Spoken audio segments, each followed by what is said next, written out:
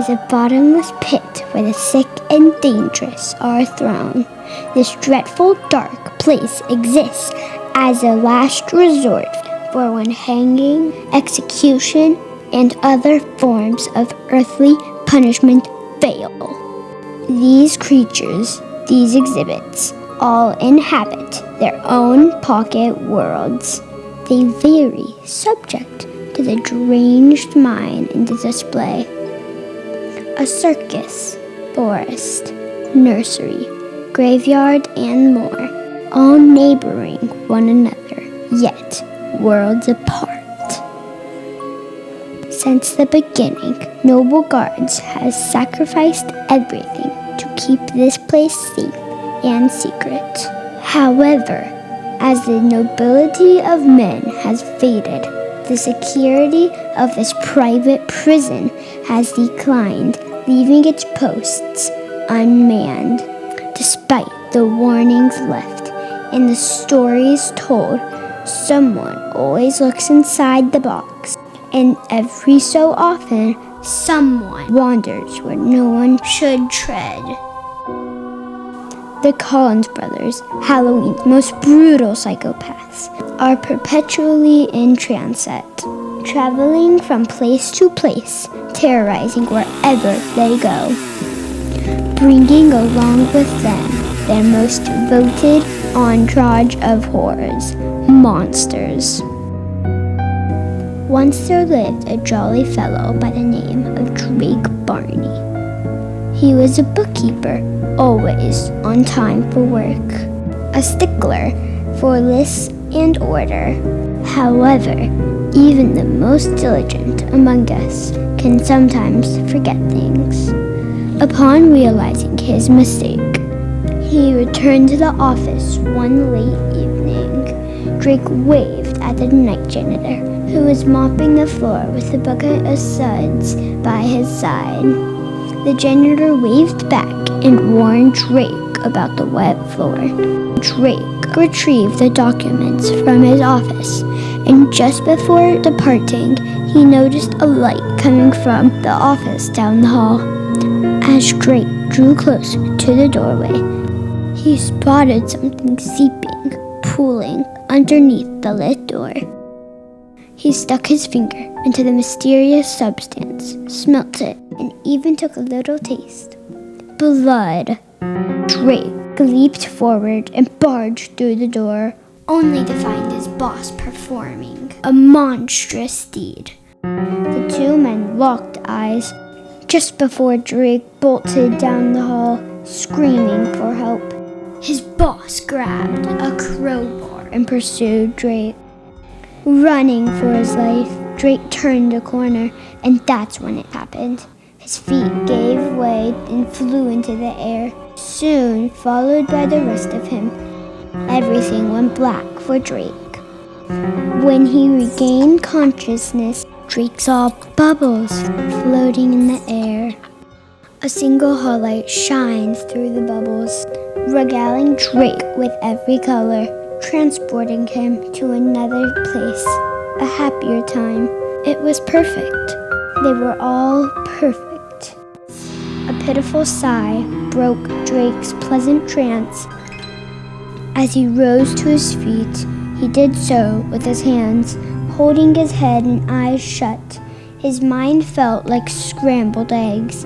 Then he cracked his neck, making a brutal noise as he did so. His eyes shot wide open and focused.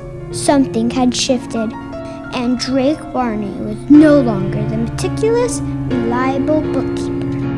His boss was nowhere in sight, having fled the scene after seeing Drake's transformation.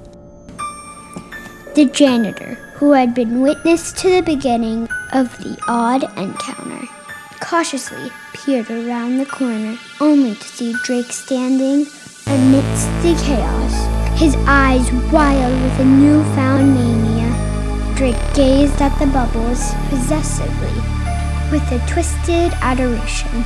His mind was lost in the madness that had overtaken him as he said, "Don't touch my bubbles," followed by a chilling, shrill noise a sound reminiscent of a deranged hyena. From that moment on, Drake Barney was known as Bubbles. The janitor quickly retreated, spreading the tale of the deranged bookkeeper who had become something far more chilling. The story of Bubbles began to circulate, adding another layer of horror to the already fearsome Museum of Monsters. In this twisted museum, there are many wings. One of them belongs to Bloody Betty. Betty's world is a dressing room filled with shiny jewelry, colorful clothes, and a tasteful assortment of severed heads. Dare I say it has a woman's touch? Betty sits in front of her mirror, laughing. She argues with herself. She compliments herself. She tells jokes to herself. She even lies to herself. She is a tornado, makeup, and mischief. Don't fall for her lies.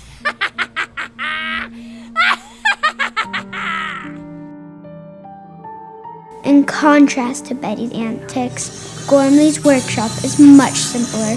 He prefers his garage dark and damp, though his electrical needs can be quite demanding, powering a host of toys and gadgets, working alongside his newest creation, Gordy.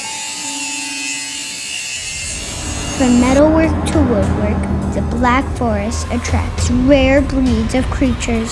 Sister Shoestring scours the forest floors, while the fisherman appears like a summoned spirit born from campfire dread. Across the forest and through the graveyard, the Collins brothers prefer the spectacle of the circus, the tricks, the treats, willing participants and no limits.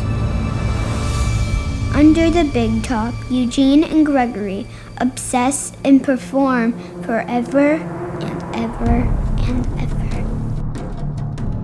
Designed not for visitors, the Museum of Monsters instead entertains the exhibits, struggling to hold them at bay. So turn back now, I'm begging you. Do not feed the children. Beware of Betty's lies, she'll lead you astray. Gormley's always on the lookout for spare parts, preferably those wandering alone. When you hear a chainsaw, run! And for crying out loud, don't touch the bubbles! Please, please do not open the box. Do not look inside. It's not worth it. In a place such as this, curiosity can kill far more than just a cat.